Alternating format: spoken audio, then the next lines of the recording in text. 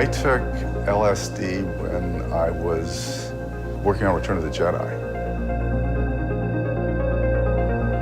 And it was fine. It was like very calming. And so I decided to go back to work.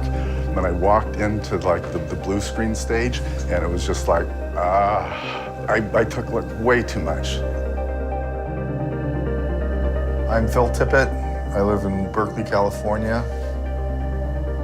And I started off as a stop motion animator, and I got bumped upstairs to be a visual effects supervisor and director, and I got my start on the original Star Wars doing the masks for the Cantina scene, which we played. And that just led to the relationship with George that went on for creating the Tauntauns and Imperial Snowwalkers. And then I designed Jabba the Hutt and the Rancor Pit Monster, then went on to work on Starship Troopers, RoboCop, and Jurassic Park.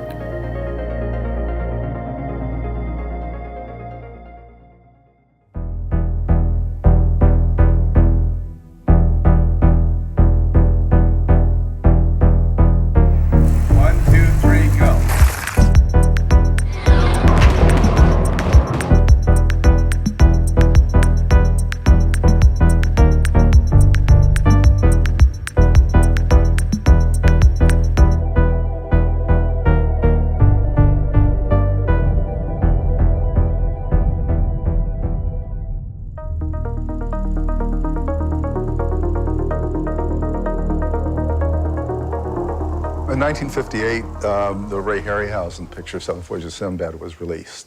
And so that was the thing that it was like a bolt of lightning struck me. Journey to a magical time. That was the first like really big leap where something started to turn in my brain. And it kind of sent me down this path of loving monsters and dinosaurs. But I had no idea what the process was that achieved that kind of look. It wasn't real, but it was magical.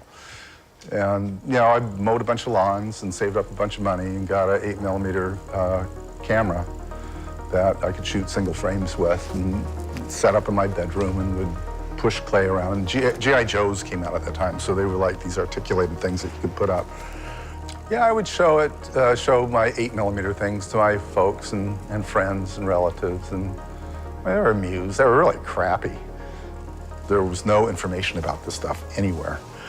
And, all the adults up until that point in my life just thought what I was doing was obsessive and a waste of time, because you're not going to be Ray Harryhausen. So my parents worried about me and went and talked to psychologists about, their kid that was focused on this stuff.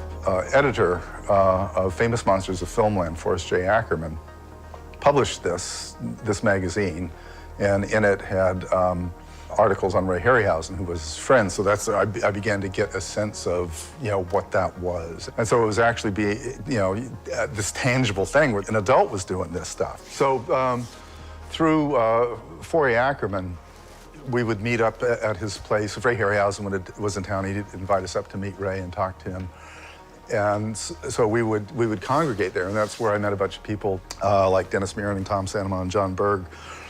The word geek didn't even apply to us. We were just like idiots that were doing this stuff. And we all went on to work on Star Wars pictures together. Yeah, it was kind of a miracle. It's like basically the first movie I get to work on is like this huge hit, that becomes this, changes the cultural landscape in a lot of ways. When George was shooting principal photography in England, he wasn't happy with the Cantina scene because he wanted the creatures to look more alien. And so he convinced Fox to let him shoot a number of inserts and put together this group of unemployed stop motion animators, and there were like 4 of us. And so in 6 weeks, we bashed together a whole bunch of masks and shot for 2 days and peppered in a bunch of the denizens in the band. And so while he was coming by, he'd come by every week to check out what we were doing. And I had some stop motion puppets sitting over there. And he goes, oh, you do this kind of stuff. And he was previously thinking about doing the chess set as like a hologram with people in masks. And so this like gave him the idea, it's like, wow, what if we did it with stop motion animation?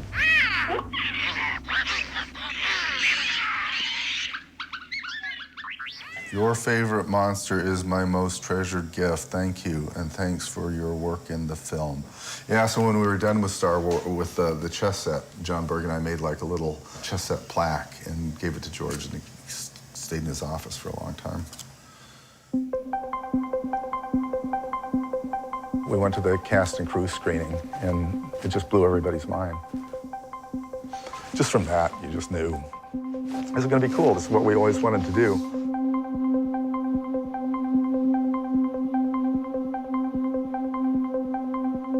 Yeah, Empire Strikes Back was a really, big deal. And I wasn't actually, I was not quite prepared. The level I needed to be at was not quite where it needed to be, but they hired me anyway. I designed the little running creature at the beginning, the Tauntaun.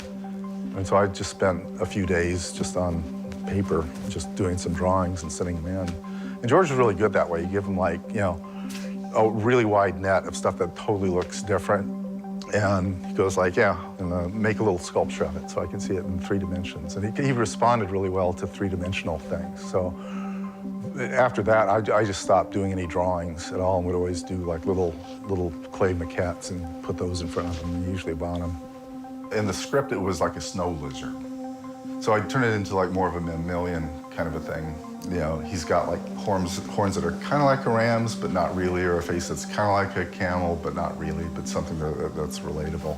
For the character, which is kind of a throwaway character, it's not really a character at all. It's like, it's a thing in a movie that's like a horse, that the cowboy jumps on and rides away. So you're not thinking about the horse, you're thinking about the cowboy. Yeah, apparently it's very popular in Japan. This is a scan off of the actual Imperial Snowwalkers that we stop-motion animated. The ILM art director, Joe Johnston, designed this particular character. And then my buddy, John Berg, did a great deal of the engineering to figure out how all this stuff works. And it was actually, quite complicated in terms of the engineering. Like all these pistons, as you move the leg, the pistons would self-animate, and as the foot rises, there was a spring in there that released some weight on the foot, so when the foot hits, it appears to have more of an impact. So it's just a lot of little details.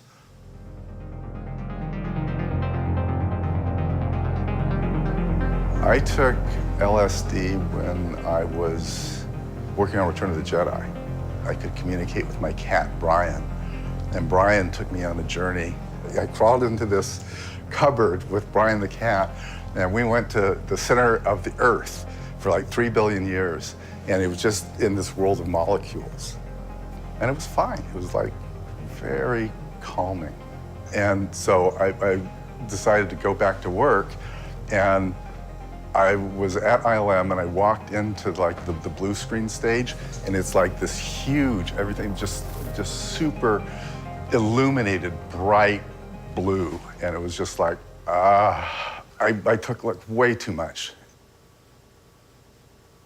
This is like a toy version of the Rancor pit monster, but it's kind of the right size. And so my kind of vision of Rancor was that he was a cross between a bear and a potato. So. Initially, George wanted to make the best Godzilla suit ever, a man in a suit to wear. But the design I made was not for a man in a suit. And so no matter how we tried to, fit the square pegs in the round hole, it just didn't work. We shot a bunch of stuff and it just didn't look good. And so George said, do whatever you want to do. And we rigged the Rancor puppet so that I could put my hand up his ass and operate his head and mouth. And he had like pistol grips that were attached to cables that would allow the hands to move. And then another guy was underneath the table doing the feet. When I was designing Jabba, George rejected a number of the initial designs that I'd made, and so we were kind of at an impasse. And so I asked George if there was an actor that was going to play Jabba the Hutt, who would it be? And he thought a minute, and he said Sidney Greenstreet. And so I saw a picture in my mind, and I made this little maquette, was interpreted by Stuart Freeborn and his crew.